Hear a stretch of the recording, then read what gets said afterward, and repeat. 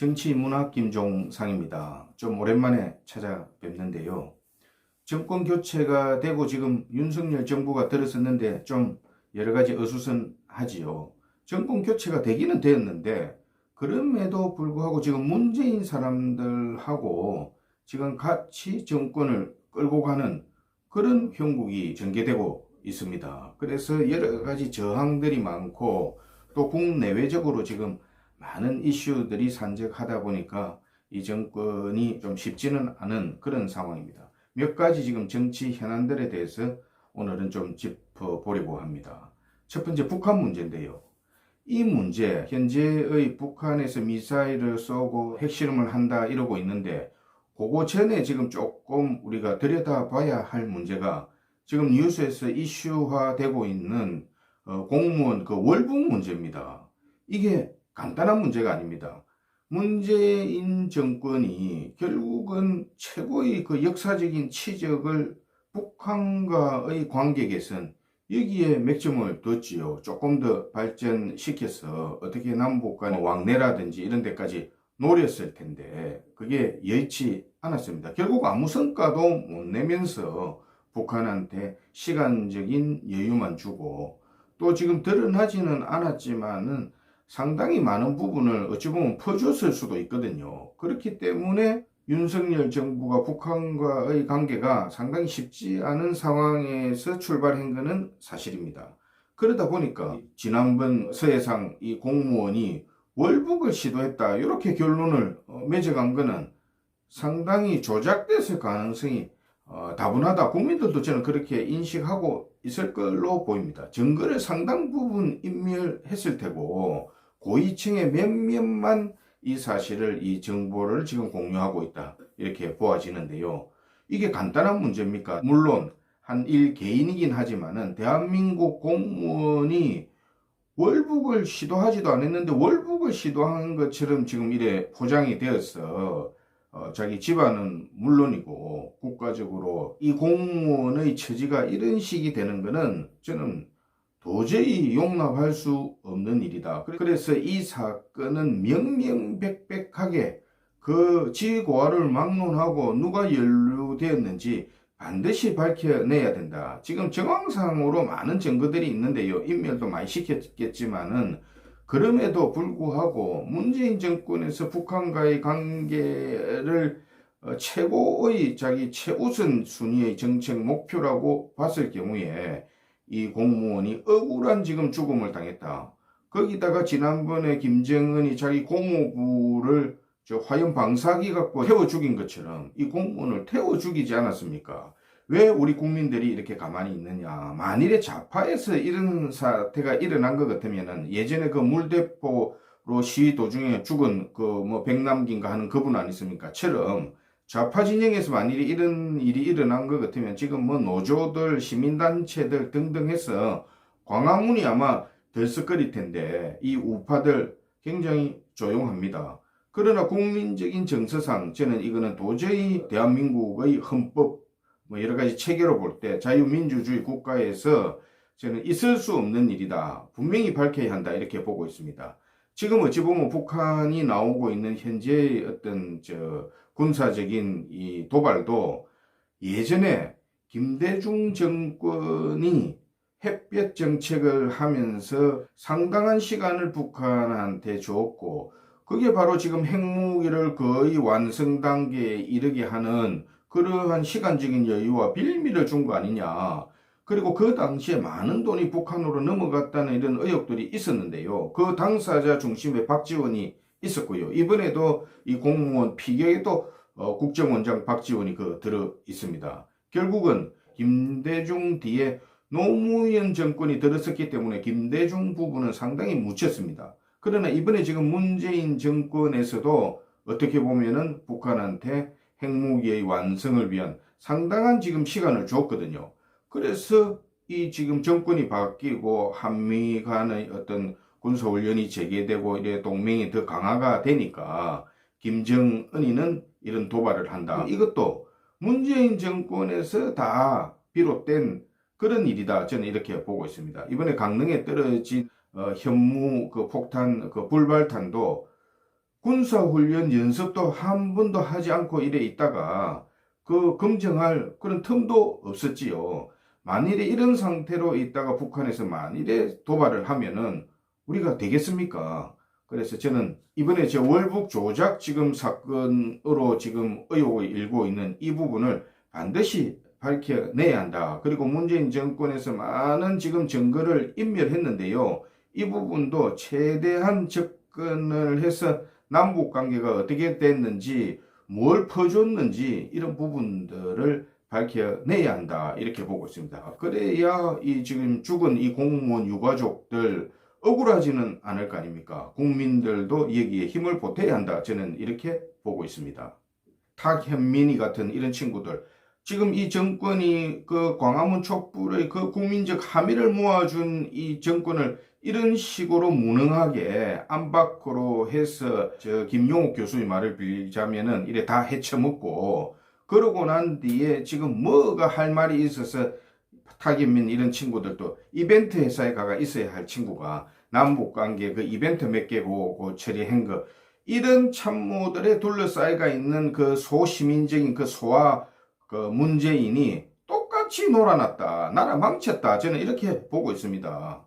두 번째는 민주당 국민의힘 당대표 부분에 대해서 좀 얘기하겠습니다. 이재명에 대해서 지금 여러 가지 의혹들이 계속 나오는데 산발적으로 나오니까 국민들이 지금 내성이 생겨서 만성이 되었습니다. 그러나 이게 간단하게 넘어가야 될 문제입니까? 대한민국의 차기 지도자가 가져야 되는 최소한의 도덕적인 자질이라는 게 있는데, 민주당도 지금 다수당이라는 것을 내세워서 이재명을 보호하고 하기는 하지만은 이재명을 갖고 돌파 안 된다 이런 판단을 해야 되거든요. 그리고 국민의힘 당대표 선거인데요. 얼마 전에 나경원 전 의원이 대표는 안 하는 것처럼 저출산 고령화 관계되는 위원회의 부위원장을 지금 맡는 걸로 해서 정리가 되는 듯한 보도가 있었는데요. 저는 상황이 안 좋아지면은 투입될 수 있다. 아직까지는 열려 있다. 이렇게 보고요. 그럼에도 불구하고 지금 1차적으로는 조금 정돈을 하는 분위기인 것은 맞는 것 같습니다. 그러나 무리하게 해서는 안 된다. 지금 친윤 세력 중에 후보가 마땅한 사람이 없다. 권성동을 할 것이냐, 또 아니면 김기현을 할 것이냐, 이런 부분 갖고 저는 약하다. 그래서 어떻게든지 연합정부를 꾸리기로 했고, 또 좌파의 이 세력이 지금 아주 덩어리가 크니까 저는 그래도 지금 당사자 간의 경쟁이 될 수 있는 힘은 안철수 의원이 조금 들고 있다 이렇게 보는데요. 그러나 안철수 이 지금 후보의 이 경직성 문제, 어떻게 보면 또 농부가 갑옷을 입고 있는 것처럼 처음에 정치에 들어왔을 때 여러 가지 인연을 맺었던 사람들이 갖고 있는 안철수에 대한 선입견들, 이런 부분들을 불식시키지 못하고 있다. 좀 유연해야 된다 이렇게 보아지고요. 그러나 어느 정도 바른 정치로 가는 거에는 맞다.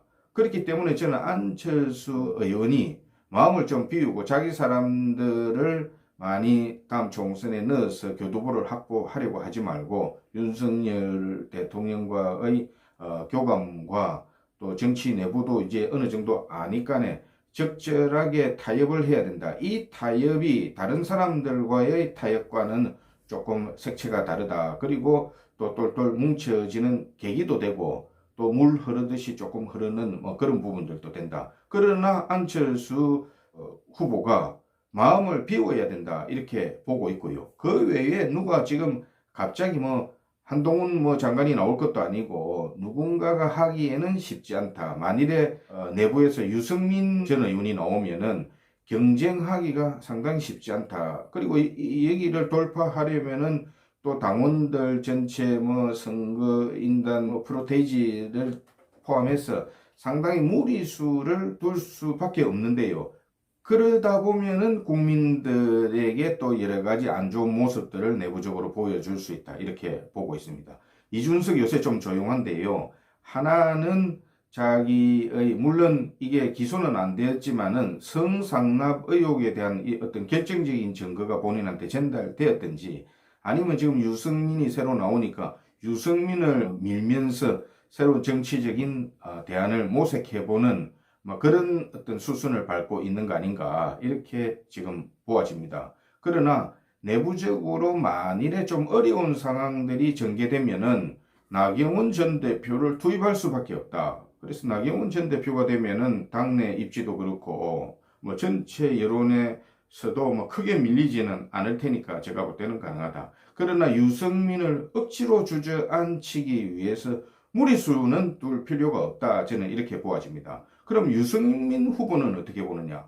유승민이나 안철수나 이런 분들 다 대한민국 정치인으로서 훌륭한 분이고 어떤 도덕적인 어떤 기준이 있는 것은 분명합니다. 그러나 제가 제일 유승민 의원한테 우려를 하는 것은 그릇이 안 된다. 따르는 세력들이 없고 부족하고 또 거기다가 그런 사람들만 갖고 대한민국 정치 이끌고 갑니까? 그동안의 정치 행보로 볼 때 홍준표 대표가 뭐 좀 쉽고 같습니다만은 여러 가지 자신이 했던 그런 행적들, 박근혜 전 대통령 탄핵에 관계됐던 부분을 포함해서 여러 가지 자기 행보를 들여다보면은 문제가 있다. 그래서 그릇을 키우지 않고 그릇이 안 되는 정치인은 일단은 제가 볼 때는 어떤 지식이나 경험이나 정치적인 어떤 여러 가지 철학이나 이걸 떠나서 지금 이 역동적인 대한민국 사회를 이끌고 갈 자격이 나는 안 된다 이렇게 보고 있습니다. 마지막으로 인사 문제 조금 얘기하면요.